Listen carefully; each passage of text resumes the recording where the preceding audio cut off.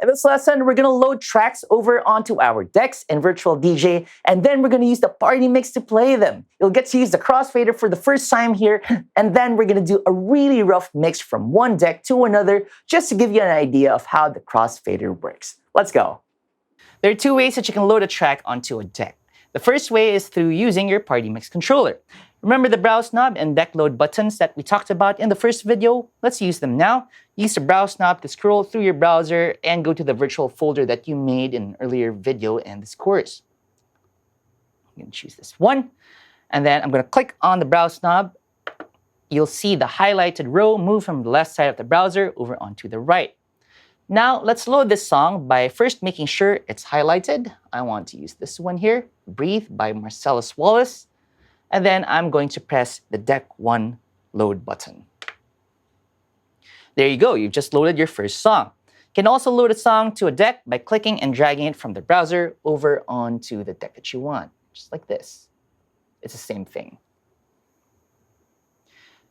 Now that we've got a track loaded, let's explore the basic controls on the party mix needed to play a track, starting with the jog wheel. Moving the jog wheel lets you shuttle back and forth in a track. Perfect for picking out a specific beat to start out on. Let's try doing that, but first let's check two things. First, I'm going to make sure that the scratch mode button is enabled. This means that when I grab the jog wheel, the track stops and responds to my hand movements, just like if I was holding down on a record. Second, I want to make sure that the crossfader over here is set all the way to the left, which means that we're going to hear the left deck coming out of the main speakers. Right now, it's set to the right, so I'm just going to grab it and move it all the way to the left. There we go.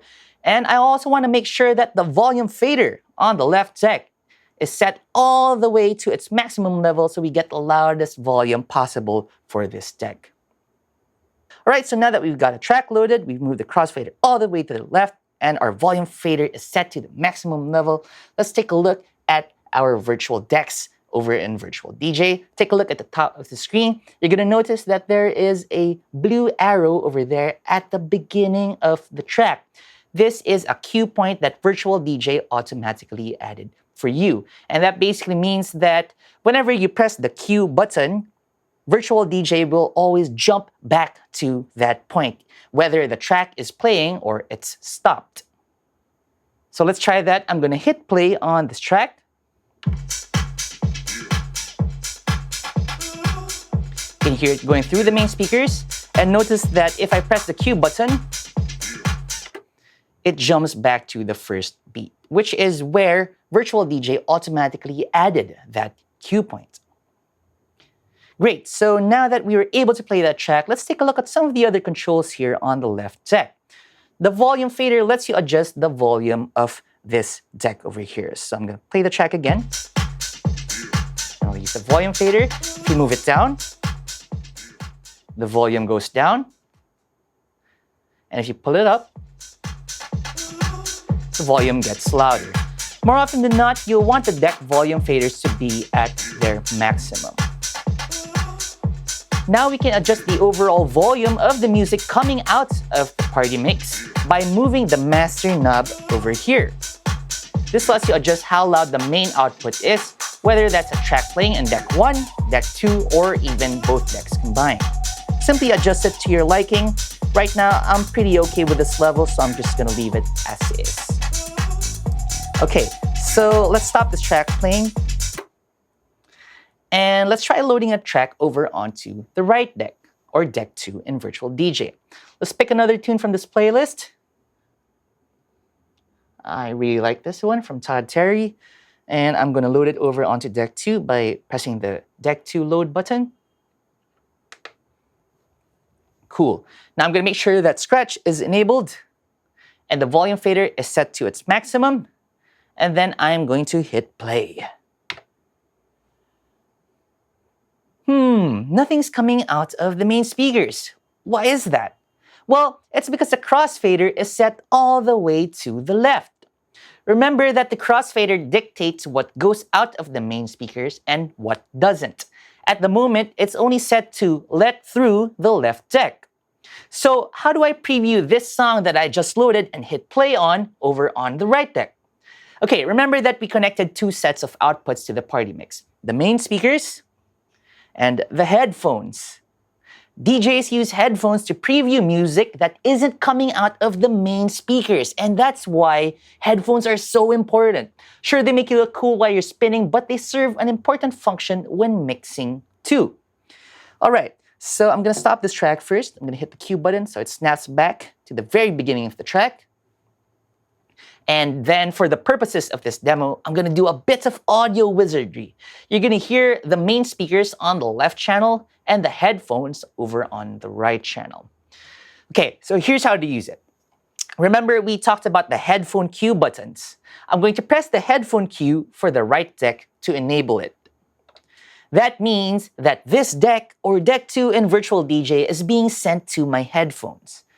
Next, I'm going to adjust the headphone cue knob or the cue mix knob and move it all the way anti-clockwise. That means that the only thing I'll be hearing in my headphones will be deck 2. Now, let's move the jog wheel in deck 2.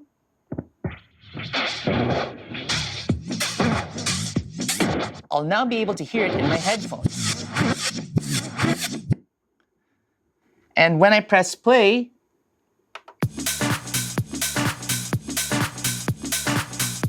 we can hear it playing back in our headphones, but not on the main speakers.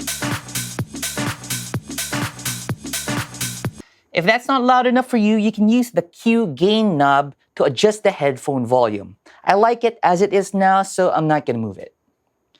Okay, so just a quick midway recap here. I showed you how to load tracks onto both decks 1 and 2. I showed you how to use the headphone cue button to preview and cue up a track that you want to play next.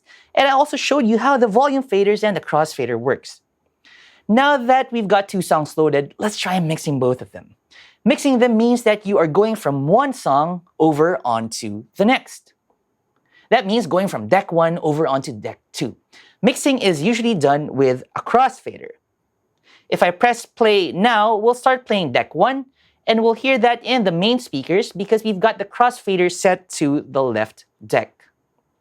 If we hit play on deck 2, we won't hear it coming out of the main speakers, only in our headphones because we've got headphone cue engaged. In order to hear deck 2 coming out of the speakers, we need to move the crossfader from the left over onto the right.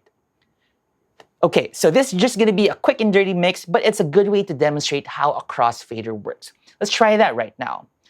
I'm gonna go back to normal sound. You'll hear the main speakers coming out of both the left and the right channels. Okay, so I am going to hit play on deck 1. You can hear that, and then I'm gonna hit play on deck 2. Now I'm going to move the crossfader from the left deck over onto the right, and you'll slowly hear deck 2 come out of the speakers.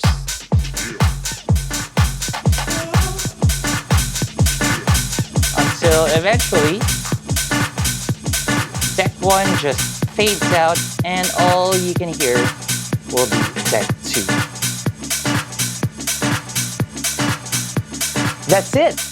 That's your first mix. Now, I know it doesn't sound so good. It kind of sounded like the 2 tracks were clashing and it sounded a bit messy. That's what you call a train wreck, and that happens because the 2 tracks I tried to mix weren't lined up properly. In the next lesson, I'm gonna explain how to do just that, but for now, I want you to have a go at it. Pick 2 songs from your library, load them onto the decks just like what I did, and then try to mix them using the crossfader. I'll see you in the next lesson.